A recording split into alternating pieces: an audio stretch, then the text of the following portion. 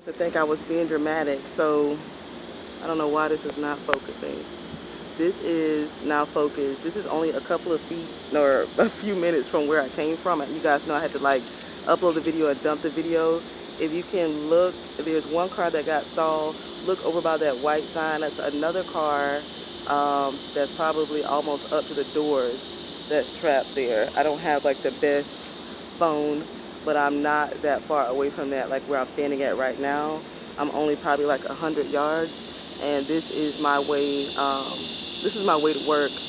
This is the direction that the water is coming from when they undid the levees there. So I don't want to mess up whatever poor video quality that I have. I'm gonna start walking back, but I just started to get like this really, really sick feeling in my stomach, like this crazy anxiety feeling. And I'm not like an anxiety person, I'm telling you that, but I am an intuition person. You can kind of see the street sign up over there. Um, I don't want to be negative. I don't want to be dramatic, but I have to be aware. And it's like, even if I wanted to leave right now, I'm in such of a boxed in location. It's not wise to drive. It's not wise to drive at night. See, and then you don't know. Like, look at these cars. There's no sign. If you just get to a certain point, it looks, and you have to like turn around. It's not being like well publicized about how far you can go. Um, and of course, for this person or these people here, they had to figure that out the hard way. And I'm not trying to create drama. I'm not trying to point blame, because this is a time when you really do need to pray, and you really do need to be on your knees for somebody that's not in your family and not in your house.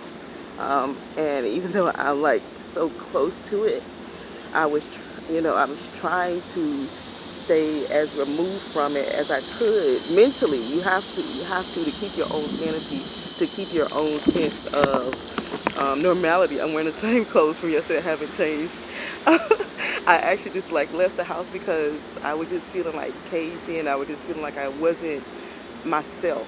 We're on a curfew. A lot of businesses are closing early, and I was taking it lightly because I had like trapped myself in the house, and I was not going outside of the house because I wanted to be like a wise person. But think about this, happened last Friday, and now we are, and nobody knows what day it is in Houston. Like, what day is it? I got so offended when somebody tried to talk to me like Memorial Day weekend. I'm like, what's that? What is that? Like right now, what's that? You know? So it's a surreal feeling if you're in your house and you don't even know what day it is, and you don't even want to watch TV because you don't even want to be inundated by things, because when you're in the midst of it, you can't do the telenovela. I can't telenovela with you right now. But then my coworker, she called me and she said, they might be cutting the power off in your area, because you're right in the middle of everything that is going on. And here I am just trying to find some dinner that I don't have to cook. This is a hotel behind me, and the hotel parking lot is starting to flood. But I'm not trying to be like a looky-loo. I just think that a lot of people that I consider to be like friends or close to me, we gonna rearrange that situation. We gonna rearrange, because I have no words. I have no words for the lack of compassion that people have for other people. We're trying. I'm trying. I know a lot of people are trying to make it as normal as they can. Especially when you're a person of faith. This is not the time to give up your faith. It's not the time. This is the absolute time when you have to maintain faith. Doesn't mean that your heart won't hurt and that your heart won't be broken, and that you won't feel the humanity come out of you and feel like, I'm absolutely terrified right now. Absolutely terrified.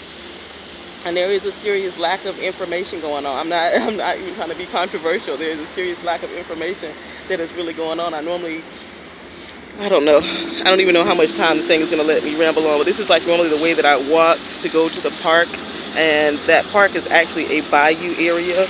And just pray for other people, you guys. I'm just one person. I'm not a dramatic person. It was cool having a few days off work, but when you see stuff like this going down on your street, it's not cool anymore. When you're on a curfew, And when your food options are limited, you know, it's not fun. And when you're afraid that you're going to be without electricity for 2 weeks, and where you live at doesn't know what's true and what's false with this whole fake news thing, nobody knows what to believe or who to believe, and you have to wait and see until it actually happens. Jesus, just pray. Just pray. It's like a freaking river on my ride to work. Even though it's really not about that, it's my life right now. But I think I'm getting stronger for it. It's definitely testing the limits of my humanity and my sanity, because isolation is one of the worst parts about it, is being by myself. One of my coworkers did offer me to come stay with her if they do cut my electricity off. I'm not going to have any pride about it. I actually need to go home and start packing a bag. The police just showed up out here because that was not there before.